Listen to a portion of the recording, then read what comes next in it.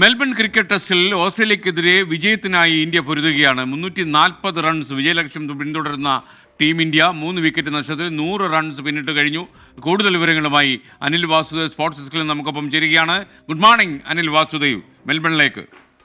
Good morning S K N. Melbourne test ആവേശകരമായ നിലയിൽ മുന്നേറിക്കൊണ്ടിരിക്കുകയാണ്. 340 റൺസാണ് ഇന്ത്യയുടെ വിജയലക്ഷ്യം. ഇപ്പോൾ ഇന്ത്യ 3 വിക്കറ്റ് നഷ്ടത്തിൽ 100 റൺസ് പിന്നിട്ടിരിക്കുകയാണ്. 112 റൺസ് ആയിരിക്കുകയാണ്. തുടക്കത്തിലെ ഇന്ത്യക്ക് 3 വിക്കറ്റ് നഷ്ടമായതാണ്.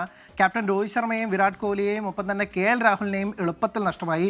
രോഹിത്തും വിരാട് കോഹ്ലിയും ഒരിക്കൽ കൂടി നിരാശരാക്കുന്ന കാഴ്ചയാണ് കണ്ടത്. ഒരുപക്ഷെ ഈ മത്സരത്തിൽ ഇന്ത്യക്ക് പ്രതികൂലമായ ഒരു മത്സരഫലമാണ് ഉണ്ടാകുന്നതെങ്കിൽ ഒരുപക്ഷെ ഇരുവരുടെയും ടെസ്റ്റ് കരിയറിന് തന്നെ അത് വലിയ ഭീഷണിയാണ് എന്ന തരത്തിലാണ്. പ്രത്യേകിച്ച് നായകൻ രോഹിത് ശർമ്മയുടെ കാര്യത്തിലൊക്കെ തന്നെ രോഹിത് സമീപകാല 15 ടെസ്റ്റുകളിലോളം തന്നെ 200 അപ്പുറത്തേക്ക് പോലും എല്ലാ ടെസ്റ്റിലും കൂടി നേടാൻ രോഹിത്തിന് ഇതുവരെ ആയിട്ടില്ല. അപ്പോൾ രോഹിത്തിന് ഏറ്റവും ക്രൂഷ്യലായ ഒരു ടെസ്റ്റാണ്. ഇതിന് ശേഷം ഈ മത്സരഫലത്തെ ആശ്രയിച്ചിരിക്കും രോഹിത്തിൻ്റെ ടെസ്റ്റ് ക്രിക്കറ്റിലെ ഭാവി എന്നുള്ളതും. എന്തായാലും ഇന്ത്യ ഇപ്പോൾ യുവതാരങ്ങളുടെ ചിറകിലേറി ഇന്ത്യ പ്രതീക്ഷ വയ്ക്കുകയാണ്. മത്സരത്തിൽ ജയപ്രതീക്ഷ വയ്ക്കുകയാണ്. ഇന്ത്യക്ക് ഇപ്പോൾ 112 റൺസായി. ക്രീസിലുള്ളത് 63 റൺസുമായി യശസ്വി ജയ്സ്വാളും ഒപ്പം തന്നെ 28 റൺസോടെ ഋഷഭ് പന്തുമാണ്. ഇന്ത്യക്ക് ഇനി 229 റൺസ് കൂടിയാണ് വേണ്ടത്. എന്തായാലും ഒരു ഏകദിന ക്രിക്കറ്റ് പോലെ അതുപോലെ അടിച്ചു കളിച്ച് ഇന്ത്യക്ക് ഒരു ജയം കിട്ടട്ടെ.